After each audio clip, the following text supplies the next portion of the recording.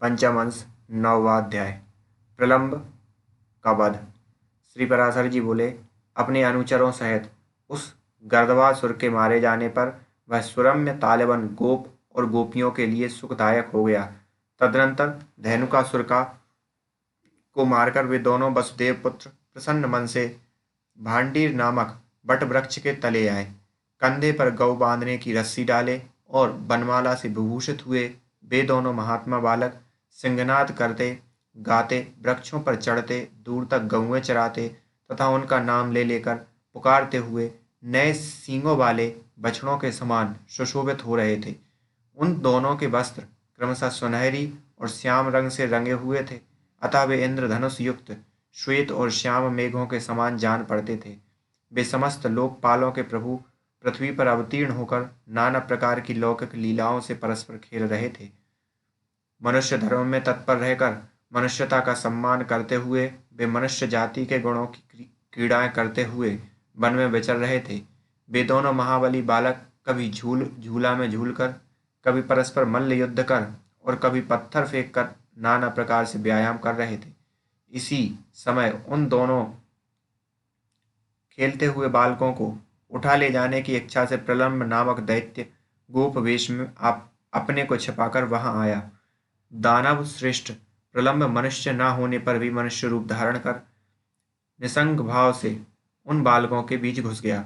उन दोनों की असावधानता का अवसर देखने वाले उस दैत्य ने कृष्ण को तो सर्वथा अजेय समझा, अतः उसने बलराम जी को मारने का निश्चय किया। तदनंतर वे समस्त ग्वाल बाल हरि क्रीड़ानन नामक खेल खेलते हुए आपस में एक साथ दो दो बालक उठे। तब श्रीदामा के साथ कृष्णचंद्र, प्रलंब के साथ बलराम और इसी प्रकार अन्य अन्य गोपों के साथ और ग्वाल बाल उछलते हुए चलने लगे। अंत में कृष्णचंद्र ने श्रीदामा को, बलराम जी ने प्रलंब को तथा अन्य कृष्ण पक्षीय गोपों ने अपने प्रतिपक्षियों को हरा दिया।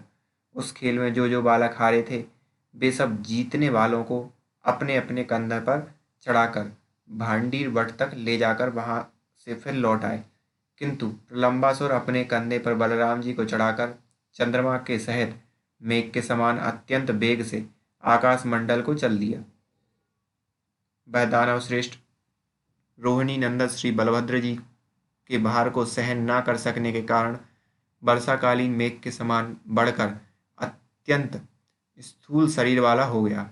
तब माला और आभूषण धारण किए, सिर पर मुकुट पहने, गाड़ी के पहियों के समान भयानक नेत्रों वाले, अपने पाद प्रहार से पृथ्वी को कंपायमान करते हुए तथा दग्ध पर्वत के समान आकार वाले उस दैत्य को देखकर उस निर्भय राक्षस के द्वारा ले जाते हुए बलभद्र जी ने कृष्णचंद्र से कहा, भैया कृष्ण, देखो, छद्म पूर्वक गोप भेष धारण करने वाला कोई पर्वत के समान महादैत्य मुझे हरे लिए जाता है। हे मधुसूदन, अब मुझे क्या करना चाहिए, यह बतलाओ। देखो, यह दुरात्मा बड़ी शीघ्रता से दौड़ा जा रहा है। श्री पराशर जी बोले, तब रोहिणी नंदन के बलवीर्य को जानने वाले महात्मा श्री कृष्णचंद्र ने मधुर मुस्कान से अपने ओष्ठ संपुट को खोलते हुए उन बलराम जी से कहा।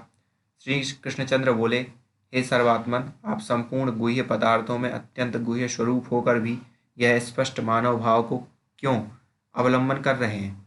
आप अपने उस स्वरूप का स्मरण कीजिए जो समस्त संसार का कारण तथा कारण का भी पूर्ववर्ती है और प्रलय काल में भी स्थित रहने वाला है।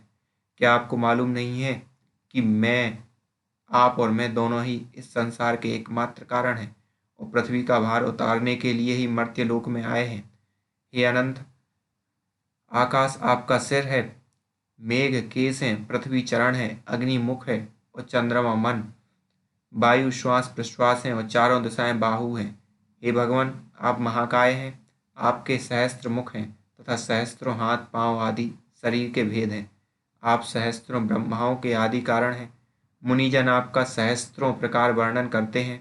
आपके दिव्य रूप को और कोई नहीं जानता, अतः समस्त देवगण आपके अवतार रूप की ही उपासना करते हैं।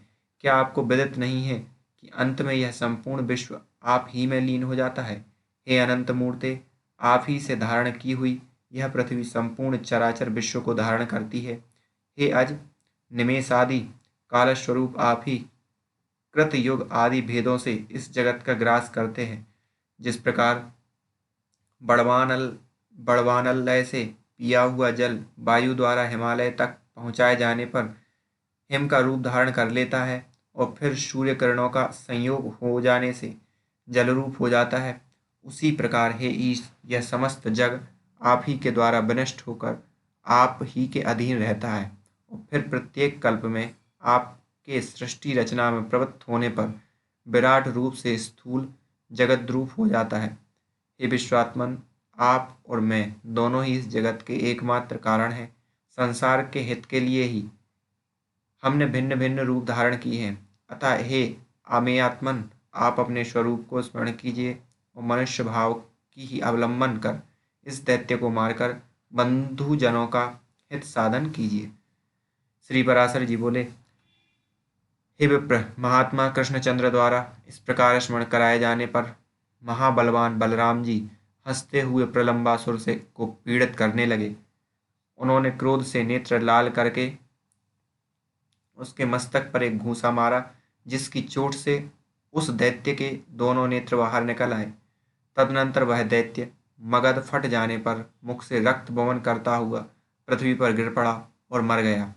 अद्भुत कर्मा बलराम जी द्वारा प्रलंबासुर को मरा हुआ देखकर गोपगण प्रसन्न होकर साधु साधु कहते हुए उनकी प्रशंसा करने लगे। प्रलंबासुर के मारे जाने पर बलराम जी की गोपों द्वारा प्रशंसित होते हुए कृष्णचंद्र के साथ गोकुल में लौट आए। इति श्री विष्णु पुराणे पंचम अंशे नवमो अध्याय।